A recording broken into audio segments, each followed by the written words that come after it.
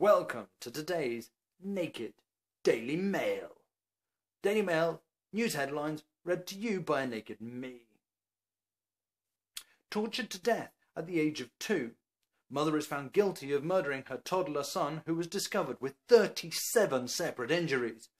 Rebecca Shuttleworth, 25, subjected son Keanu Williams to horrific abuse, then left him to die before calling emergency services 48 hours later, Birmingham Crown Court heard.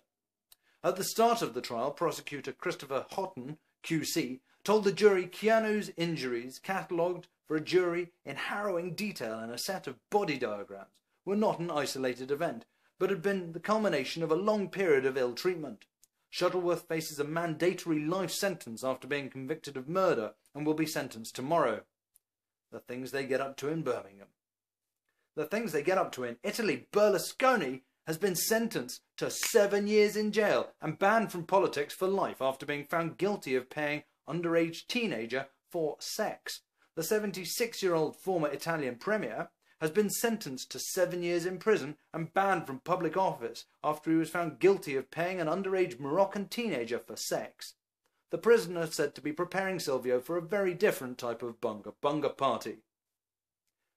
I would kill myself if I had to remain a girl. Why Leo is taking hormone blockers at the age of 12 to prevent developing into a woman, and will have gender reassignment surgery at 18.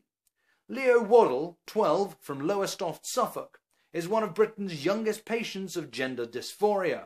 Born Lily to his mother Hayley, he knew when he was a toddler that he was a boy.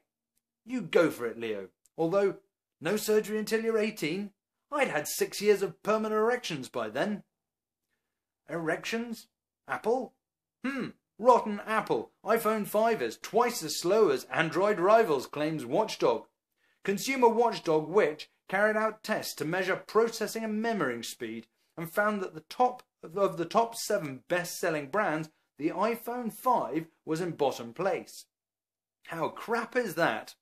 If he knew, Steve Jobs would be turning in his grave. But sadly, he's only got an iPhone 5, so his coffin doesn't get any reception. And have the Russians seized NSA whistleblower? Photo of empty seat reveals fugitive Edward Snowden failed to board flight from Moscow to Cuba. The intelligence leaker was scheduled to leave at 2:05 p.m, 11:05 a.m. London time, in seat 17A, and was expected to fly from Cuba to Ecuador, where he planned to seek asylum.